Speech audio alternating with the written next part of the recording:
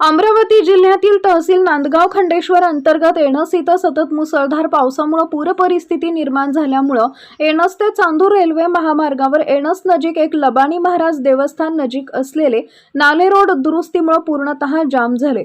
अशातच बऱ्याच शेतकऱ्यांचं नुकसान झाले। तालुक्यात होत असलेल्या पूर परिस्थितीमुळे शाळा, कॉलेज, महाविद्यालय यांना सुट्टी जाहीर करण्यात आली असून 30 जुलैला झालेल्या मुसळधार पावसामुळे दुपारी 4 वाजल्यापासून नागरिक, महिला, शाळकरी मुले हे रात्री 11 पर्यंत स्कूल बसमध्ये नाल्याची पूर परिस्थिती पाहून एका जागेवर उभे असल्याचं चित्र आहे। पावसाचा जोर वाढत असल्याने शेवटी नांदगाव खंडेश्वर येथील देवस्थान मंगल कार्यालयात विद्यार्थी व नागरिकांची व्यवस्था करण्यात आली होती। तसेच शेतकऱ्यांचे पावसाअभावी झालेल्या नुकसानीची पाहणी करून नुकसान भरपाई देण्याची मागणी होती आहे। विदर्भ प्रतिनिधी प्रदीप रघुधे।